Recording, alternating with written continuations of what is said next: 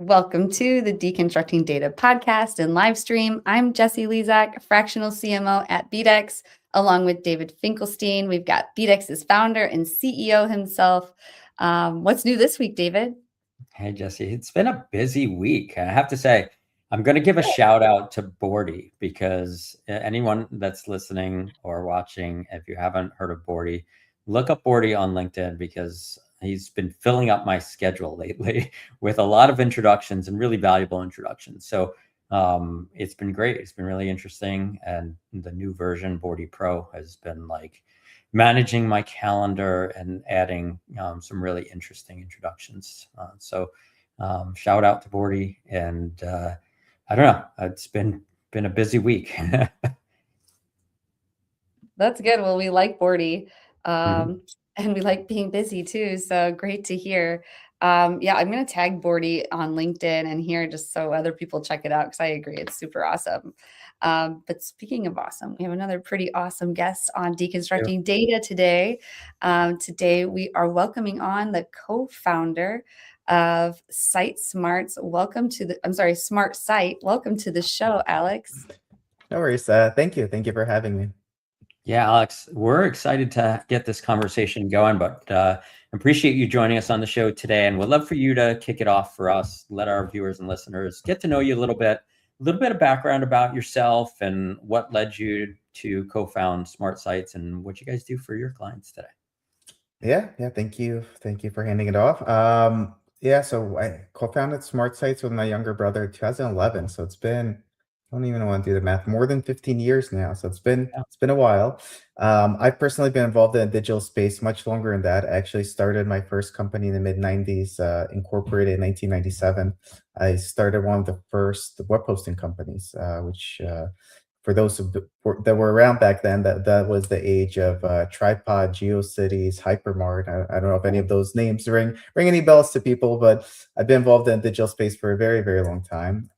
Been doing the SmartSites thing for 15 plus years now. I think we are the largest private digital marketing company in the US. A couple of our competitors took on equity or sold. So I think last time I fact checked myself, it was still true.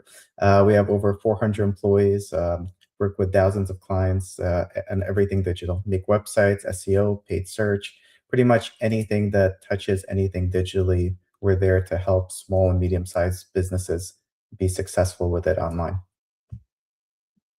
That's awesome. I love that journey. And yes, I'm familiar with all of those companies you mentioned. I started my first internet company in '94 as an internet service provider. So I was definitely in a parallel space with you back in those days as well. Let's jump right in and kick off our first topic, using data to optimize pay-per-click performance. And so being a data guy myself, and this being Deconstructing Data, would love to have you sort of kick this off and give us some insights on like how companies can be using data to optimize their pay-per-click performance. Yeah, that's a good one. So paid search, what's interesting, so digital marketing, what I really like about digital marketing, and before I've done a million different things, but briefly before starting SmartSites, I worked at Publicis, which is one of the biggest advertising agencies. I think now they are the biggest. I think back then they were one of the biggest. And they did all kinds of media, right? They did, digital was always at the bottom of the totem pole. I was in charge of digital for Walmart for a little bit, Samsung before that, and this wasn't the 90s. This was 15 years ago. But digital was always the lowest on totem pole, and the biggest media was always print, TV, radio, right, out of home, those kind of things. Yeah. And as powerful as those are, they are really not data-based. And what I really liked about digital, and when we started SmartSites, the reason we focused on digital, separate from my background digital, is that it's very data-based and very measurable in a very good way.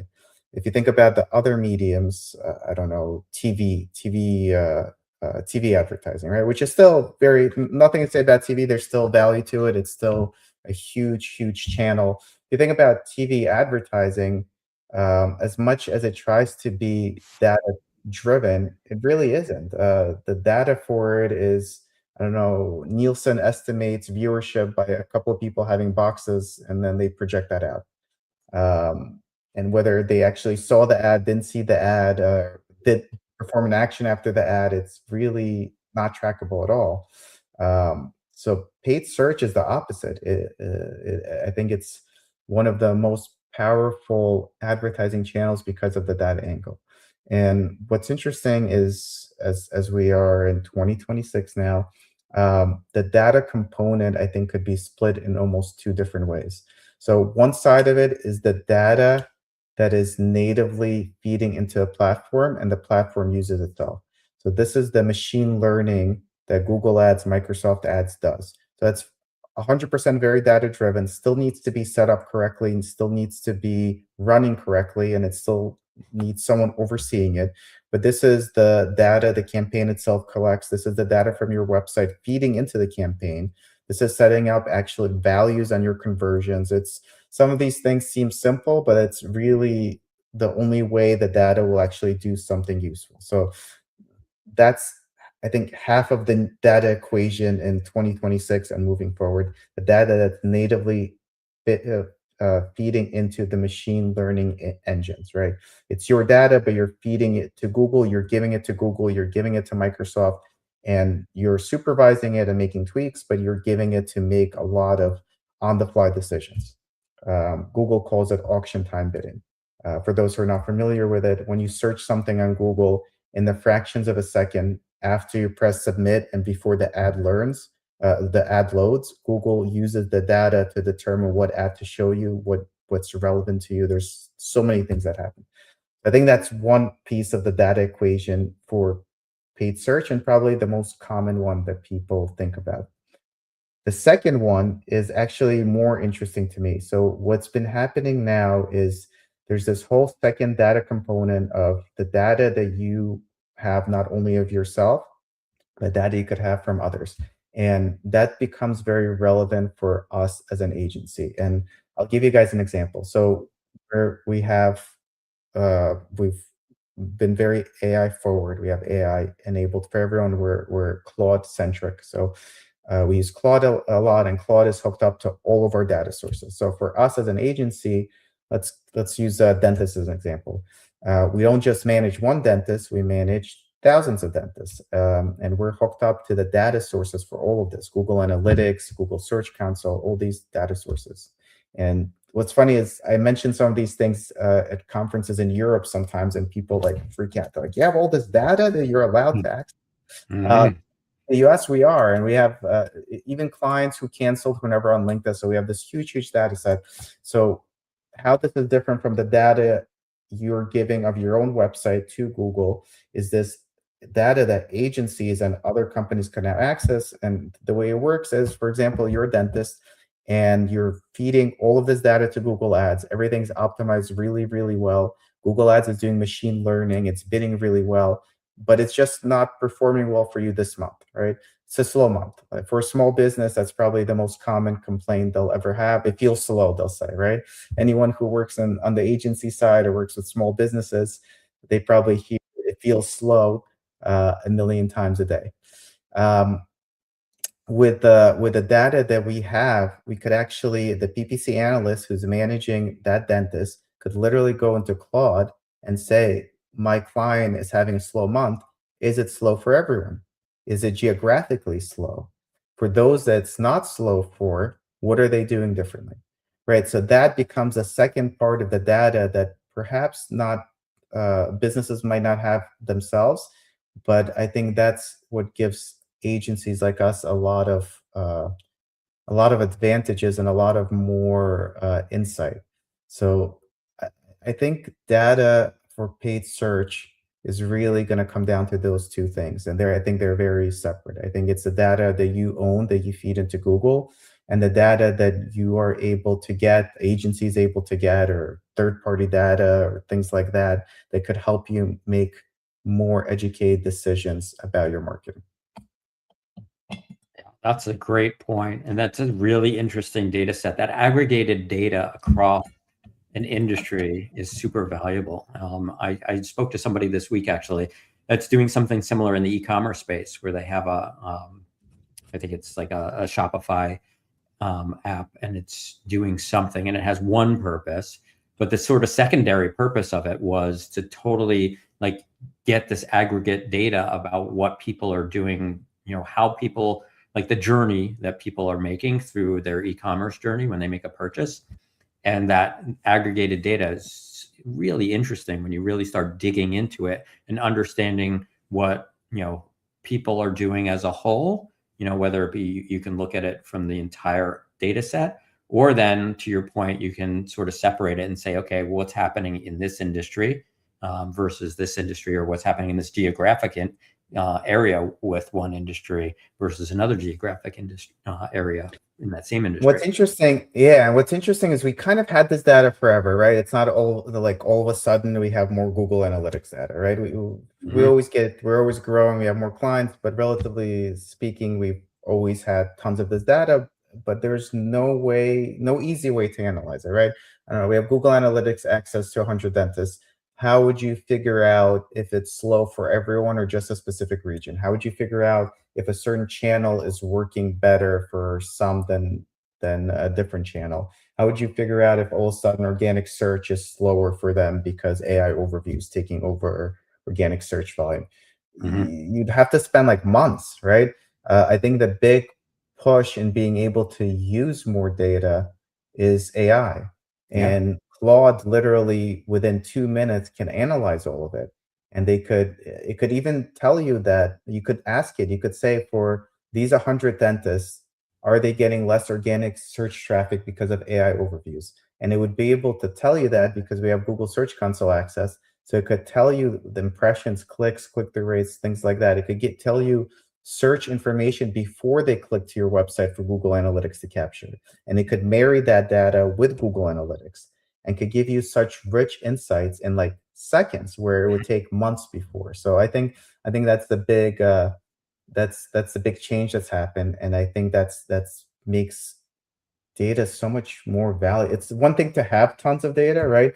But if you can't really use it, and yes, there are dashboards and reports, and there are companies that help you combine it and show it to you in different ways, but to be able to ask questions against your data and have a logical response after an analysis within seconds, I don't know, definitely not minutes, I don't know, fractions of a minute, I think that makes all the difference. And it's that's funny.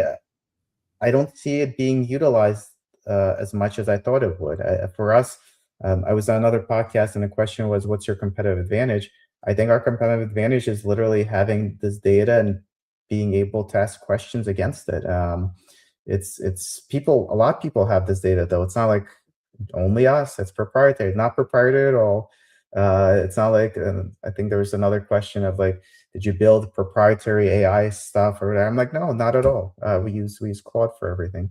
So it's all out there for everyone. It's just people aren't creating the processes and connecting it and all of that to use it. It's even for a small business. Let's say you don't have the access to all the data we do. Let's say you're a small business, right? Connecting Google Analytics and Google Search Console to your Claude could get you such rich answers about your search activity. Could literally, based on that data, it could suggest what content you should be writing. It could show you the impact of AI overviews. It could analyze competitors in your market and what they're doing correctly. It's all this really cool stuff that even a business with a smaller data set could be doing. Yeah, I think, you might say that that's kind of one of the reasons why people work with companies like yours, right? Because not just because you have the unique data set necessarily, but because you have the unique insight, from an industry perspective to know what to do with that data. And there's no dentist that's going to be able to figure that out, right? And so it's interesting. I think that's why. Yeah, I think that's why we're gonna stay in business because there's a lot of our competitors sold, and they sold it. It's not like there was a fire sale. They're selling at crazy multiples, but a lot of competitors sold because they're like crap, like, is there a place for us anymore if the dentist could do this all themselves? But yeah, I think that's the value. I think uh, the way it should work is the dentist should focus on being an amazing dentist and not be learning about ChatGPT ads in the middle of the night. So I definitely think I agree with you 100%. But I think it's still really cool that small businesses are able to access some of this and really have intelligent conversations about their data with AI. I think that's just such a big change. Not again, not that they should spend hours doing it versus becoming a good dentist, right? It's not. You should become a good dentist and have someone help you with marketing versus become mediocre dentist because you're learning marketing. But it's very interesting about the how AI is giving you the ability to work with your data a lot easier than it was before. Yes. And what we consider data, because there's so much that we can, like, such as content, moving into our next topic, SEO strategy powered by data insights. This is a big conversation. Everyone's talking about GEO, AI SEO, all the different things. So, Yes. walk us through this topic, Alex. Yeah, so this has been a hard one. I do a lot of public speaking. This has been the most requested. This has been the most requested topic by far. SEO, GEO, and AEO. GEO is generative engine optimization. AEO is answers engine optimization. I actually use GEO as a word more often, but they're slightly different, but very similar. Yeah, whole new frontier coming now with AI search, right? ChatGPT already has ads. Anyone can do it. It was beta for a little bit. You needed to have a lot of money invested. It performed terribly, but now it's beta for everyone. It's a little bit better. Anyone could go and do ChatGPT ads. And then similarly, anyone could start optimizing their website to rank higher in AI search. And if we look down the road a year or two, AI search for sure will continue to grow. It's a little bit different than traditional search. And what's interesting is traditional search at the same time also continues to grow. It's not that ChatGPT is eating from Google search activity. Google search activity is growing at the same time. What's interesting is that we're seeing them used slightly in a different way. So AI search continues to be more upper funnel. So it's where people go to have conversations really top in the funnel. So if you're looking for a car, you might go on AI search and ask it what the safest cars are, or have it review the safety features in this car. Or for example, you're looking at two window stickers, you upload those two window stickers into AI search and tell it to compare the features on both cars. And guess what? You could even ask it to recommend which car is better for you. And then ultimately, when people kind of make a decision whether it's the car they want, the car dealership, the car brand they want, they need a dentist. AI told them that they need a dentist. They wind up actually on traditional search finding those businesses for now. That obviously might change, but for the time being, people are still trusting traditional search to find a dentist versus getting AI to recommend them a dentist. But I guess to your question, as this whole new market opens up, it's definitely becoming very very important to figure out how to come up in AI search, similar to how you would focus on SEO and coming up in Google search. And I would say all of this would be very very difficult a couple of years ago without AI. But AI now gives us so much assistance that for sure you could use AI to help you rank on AI, if that makes sense. You could literally have conversations with AI about the kind of content and have it guide you with how to rank on AI search, Google search. Again, the data thing comes into play. If you have your AI, we use Claude. So if you have your Claude hooked up to your Google Search Console, you could literally have conversations with Claude about what content is working well for you, what content it recommends you work on, what content gaps you have, which content you should be working on. And so far, SEO and GEO, AEO, whatever you want to call it, have been working pretty similarly. It's still the same things that make them work, right? It's still about content. Content gives you the opportunity to come up, whether it's on AI search or Google search. So if you're a car dealership, and you make a page comparing the Honda Accord versus the Toyota Camry, and someone goes and, whether it's on AI or whether it's on Google, goes and searches Honda Accord versus Toyota Camry, by having that page, that having that content, you have the opportunity to show up in both of those. So same logic continues. Creating content is very important. Some people have been using AI to create very shitty content. People call it AI slop. AI is definitely very useful in assisting in creating content. I wouldn't go mass create crappy content that's similar to a lot of other crappy content others are creating. But it's for sure it could assist with that. Could assist in finding the kind of content you should be creating.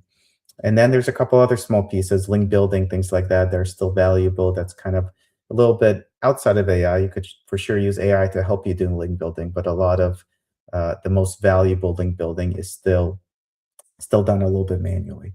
But for sure, a new frontier. And what's interesting is, and again, the people have been around for a long time. I appreciate this. With the new frontier, we're back like in the wild, wild west, like we were with the internet in the 90s, where there's so many scams going around, so many people like selling snake oil. I had a client forward me a spam email they received from a company. And I'm not gonna call them out, but it's not a small company. It's dozens of employees. It's not a one-man shop. A company that emailed him. It was a spam email. But emailed him and offered him to get him to rank #1 on ChatGPT. And he literally forwarded me this email, and he's like, "Do you think I should do it?" And I must have reread the email like 8 times. It says, "We'll rank you #1 on ChatGPT," and that doesn't even make sense. You can't rank #1 on ChatGPT. There's no Right. ranks. So all this craziness going around with the GEO, AEO, I warn everyone to be very careful. I think there's more scams around it than actual companies doing it. You have companies like Google who have come out and publicly. Google, I think last week, published a blog on GEO, AEO. They've publicly multiple times now, both Google and their Google search liaisons, who are probably a little bit more trustworthy than even Google saying it, but they've come out and said that AEO, GEO is the same as SEO. It's the same things to focus on, and be careful not to get scammed. So, but definitely new frontier. Definitely reminds me of the 90s, where there's like, I don't know, scams going around. There's new companies getting started every day. I don't know, companies going out of business every day as well. Definitely with that, I guess, comes a lot of opportunities with these kind of changes. Yes. Yeah. I mean, I remember that for years, everybody was sending emails out saying, "We'll rank you #1, in Google or whatever." And it's like, yeah, okay, maybe you'll rank me #1 in Google for, best dentist in, whatever this city that, Yeah, can do braces. You know what I mean? Like, yeah. yes, I'm #1 for that entire string, but it's But it's crazy that they're that's carrying sort of their that. trick to say that Yeah, they've it's got you at crazy. #1, right? It's crazy that they're carrying that sales pitch into ChatGPT though, because you can't Yeah, rank. There's no #1 on ChatGPT. It's not right. possible. It doesn't make sense. But the people are buying into it. They're like, you think I should try it? I'm like, what? Like, you Yeah, can't be #1 on ChatGPT. That's not how this works. yeah, yeah. Or back in the days when you could just like sort of keyword stuff, pages Yes, to yes, get yes. So Google when you ranking. made you put in your footer, and you would make it the text the same color as your background. Yeah, Good old remember days. that? So, I'm curious though, like, everybody talks about the AI slop content out there, and I'm curious, like, people, so many people are creating these websites filled with AI slop. I mean, you're just like, Yes, it's just tons yes, of, AI generated articles that are clearly, on sites that are probably MFAs made for advertising sites, right? And all that stuff. And they're just trying to get traffic to it. I'm curious though, like, and I know Google has gotten obviously much better over the years at detecting all of this kind of things, all the keyword stuffing, and now the AI slop. How is that working with like GEO? Are the are the AI platforms, are the LLMs detecting their own slop and right, and determining that, okay, this is just AI generated content, so I'm not going to rank it, I'm not going to quote it, whatever. Yeah, good. Oh man, you had so many good questions. I'll try to tackle. There was a couple of questions in there. First one is detecting AI. So what's interesting is, I wrote a book a couple of years ago. I actually wrote it. That's automotive. I was going to do automotive search marketing. I was going to do one for every industry, but that I had such a bad experience with a publishing company that I took a little bit of a break. But maybe I'll still do it. So I did this before ChatGPT. I think 2 months before. So I did this old-fashioned way, like one keystroke at a time. And I was familiar with OpenAI. OpenAI has been was around for a long time before they released ChatGPT. So in the end of the book, I was like, there's this OpenAI stuff coming that's going to really allow AI to create tons of content for you, but don't do it because Google's going to know. And my thought was, Google, and for those that don't know, Google bought DeepMind, which was probably one of the first AI conglomerate companies, but probably some of the most brilliant people in AI work there, and that was one of the reasons Google bought them. And that was a long time ago. It wasn't recent. So Google owns that. It's like they still have it. It's still brilliant people there. I'm like, if anyone's going to know that the content's AI generated, it's going to be Google. And I thought for sure that Google was going to label it. I thought in search results, it was going to say like AI generated. And then all this came out, and Google came out, and they said AI content's fine. Their guidance was quality content, regardless of how it's created. So that's kind of sort of been Google's stance, and they've cleaned it up a little bit. And now they say that quality content is still good as long as it's created for people or something. I don't think it says by people. I think it literally just says for people. But what's interesting is that we've ran a lot of tests, and a lot of times AI content will still rank on Google. It's hit or miss. Sometimes it does, sometimes it doesn't. There's been so little logic around it, and Google adjusts something and then stops ranking. So it's been all over the place on the Google side. So you could technically create a lot of AI slop and still have it rank. It's a crapshoot. Sometimes it'll work, especially if it's an authoritative domain. With AI, it's actually been a little different. It tends to not reference AI slop. It tends to be a little bit smarter than traditional search. And the way it gets around that is with AI, it values two things much higher than traditional search. So it values domain authority, you could call it, which Google does as well, but it values domain authority a little bit differently. It, instead of backlinks and all of that, it prefers certain domains, websites over others. Obviously, Reddit, for example, is one of them. Reddit stock went up like 30% when Google said that they're citing it a lot. So it values certain domains more than it's harder to game it. The other piece is the domains it does cite. And by the way, SmartSites, there was a lot of studies done. We're actually one of the most cited brains in AI. So whatever in AI search, so whatever we're doing is clearly working. But what helps is you want lots of authoritative websites to also consider you authoritative, linking you, mentioning you. It needs to be like a correct mix. Just like links, spammy links, not going to work anymore. So that's a big piece of it. So you want to have a very authoritative both websites and brands. So it's harder to get away with AI slop. You have to be like, and by the way, I was going to say you have to be like Forbes. Forbes actually does this. Forbes creates tons and tons of AI content because of the Forbes.com domain, right? So if you are a very recognizable domain and brand, you could then do it. And then the second piece, which is, again, a little bit unique to AI. So on traditional search, if you search, I don't know, you'd be surprised at the kind of AI slop Forbes is creating. And they actually started a sub company to do all of this. And the sub company that does it is now worth more than the parent company, and I think tried to buy the parent company. So it's all, they literally like license the Forbes.com name. So if you search, I don't know, Forbes.com, go on Google, search Forbes apple pie recipe. They actually have 67 apple pie recipes on Forbes. Of course. On Forbes, and they're all different recipes that they like AI create. I don't want to point fingers. I don't know how they create them. Maybe they manually came up with 60 plus different recipes.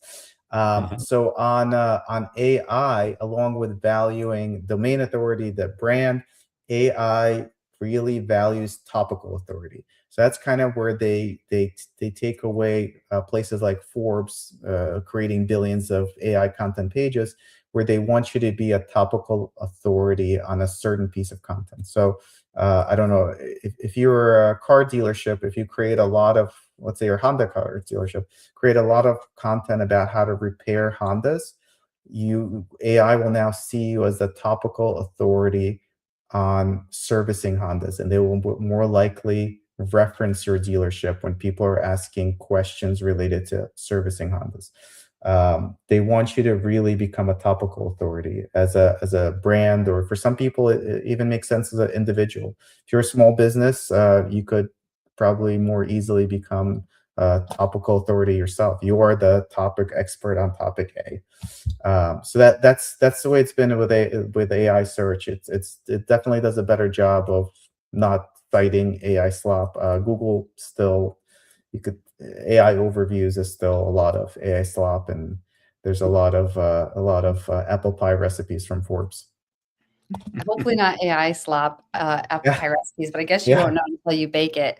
But you all speaking of know. AI, like, I can't believe it's already 4:48. We got, topic 3 and tech stack to get to still. So we've talked a lot about AI slop, but what about actually applying AI in modern marketing? Like, how are you using AI these days? Oh man, that's a good one. Yeah, and I sorry, I go off on very long tangents, so I could be doing this for like 3 hours and not notice.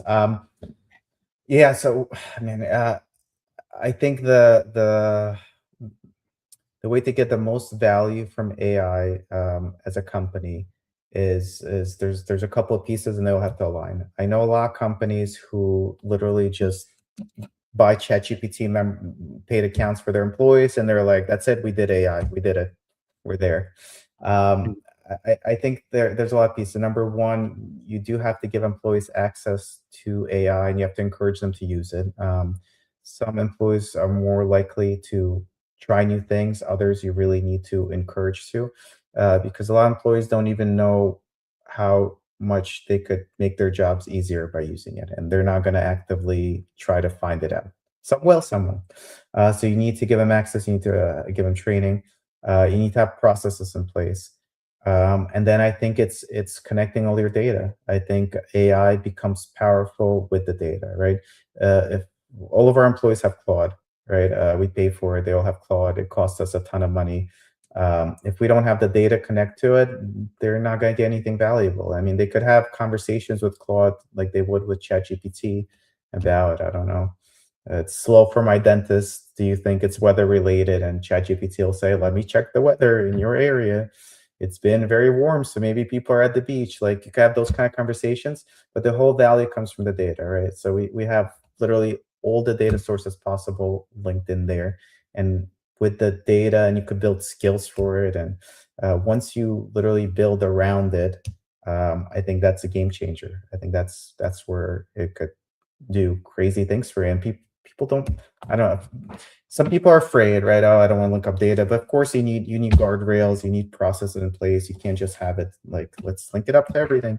But I'll give you a very crazy example, and this is the kind of stuff that people don't even realize AI could do. So I have it hooked up to my email, to my Gmail, in a what I think is a safe way. It doesn't necessarily, can I say? There's guardrails in place. I don't want to go into too much. I don't want to encourage people to try to hack my email by by giving too much details. But guardrails in place. I'm a big car person. That's why I have the book in automotive search marketing. I do a lot of things in automotive marketing. So I'm a big car person. Expensive hobby, but I change cars often, and I like to say that I don't have a lot of other hobbies. Like I'm not a big sports person, so I save money on the sports tickets, but I spend on cars. So I'm always like upgrading cars, getting a new car. So it's like with this whole AI stuff, let me try to use Claude, and this is completely different from data, PPC, SEO. This is just like a cool thing that I just want people to know the kind of crazy things it could already do. And it's a regular Claude. It's not like I spent $1 million on it. It's the same thing that you guys got. I had to build a website for my existing car. So it literally built out a whole website with pictures, information that I think looks better than most car dealership websites. It really looks professional sharp. It did that in about a minute and a half. We have hosting hooked up to it, so literally uploaded it to internet. It's now live. Then I told it to go and find the companies that buy luxury cars and email them the listing of my car and ask them for trade-in values, which it literally connected to my email. It went out, it found all these websites, it found the emails, it submitted the forms, it went to them, submitted the forms. So it sent like 20 different places these emails. They started replying back with trade-in values.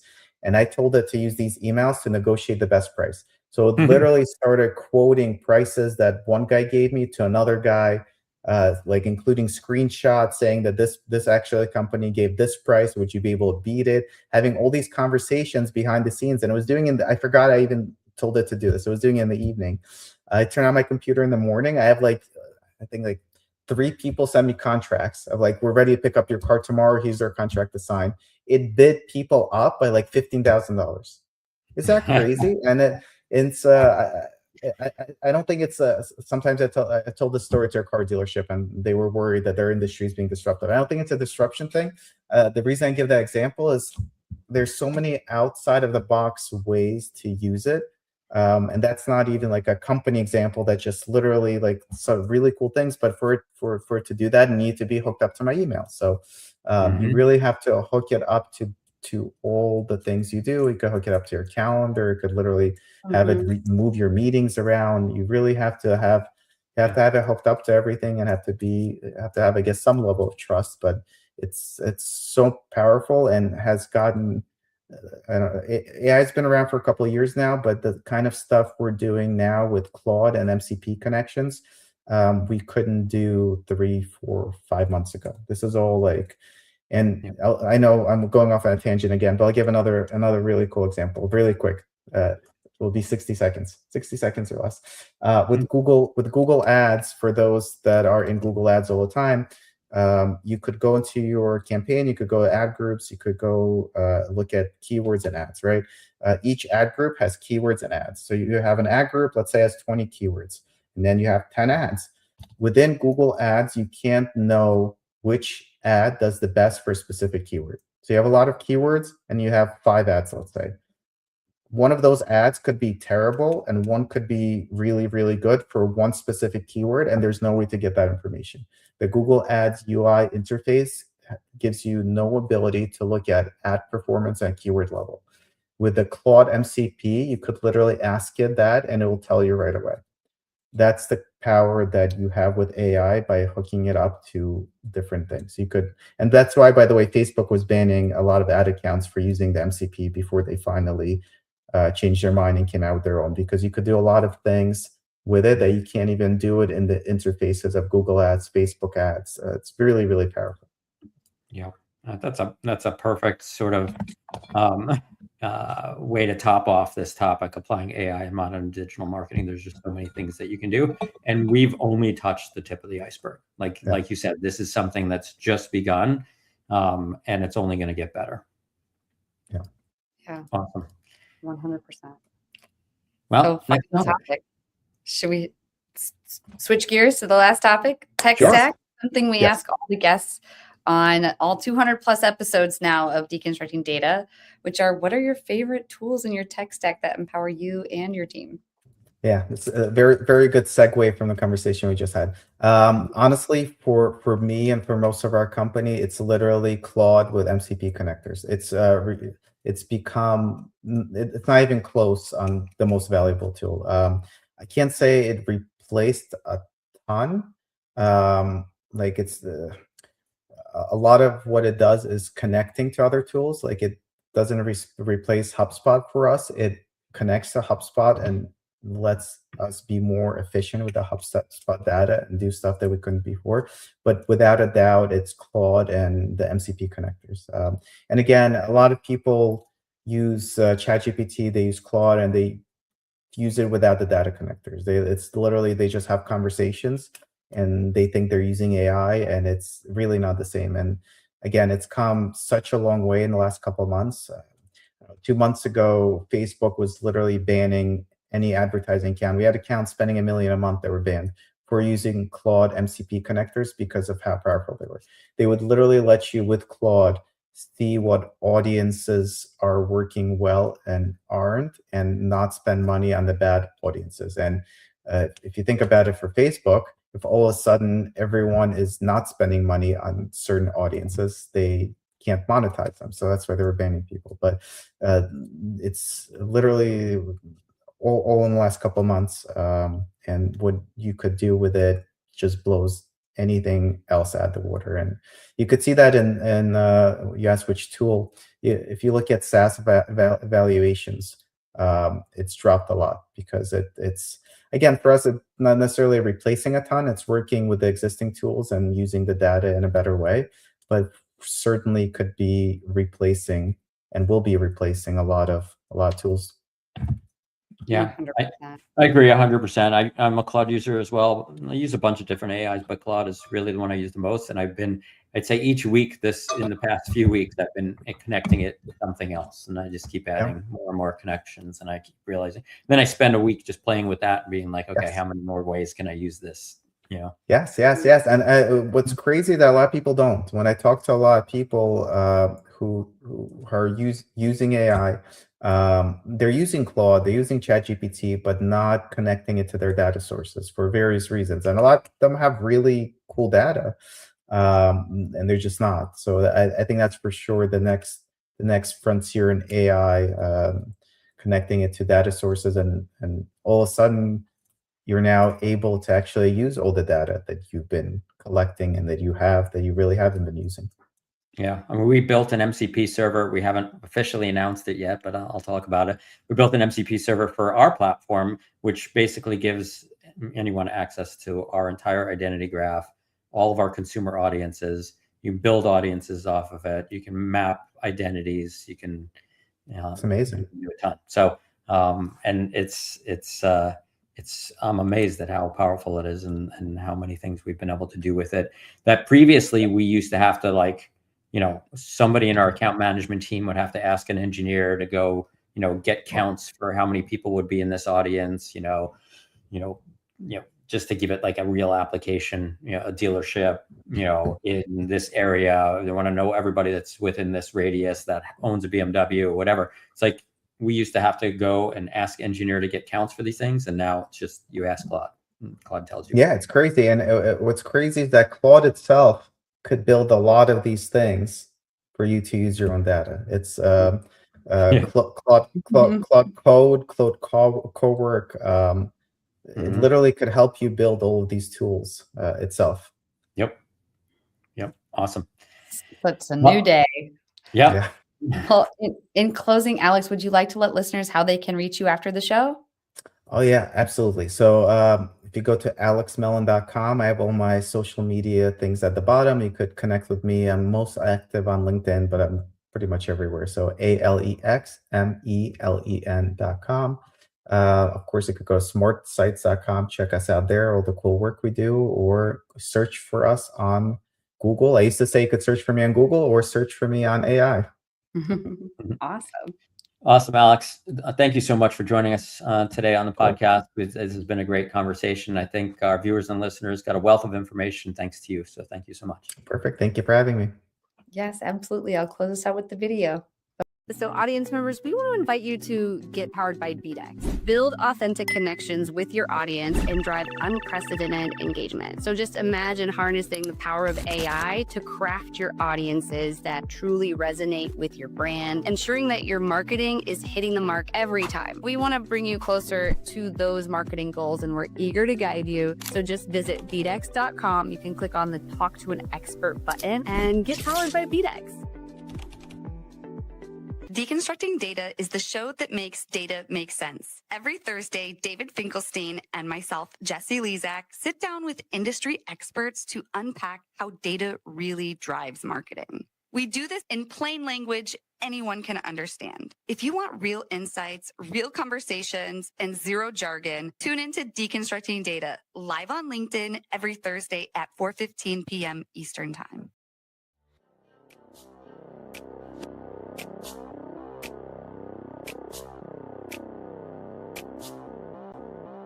Yeah.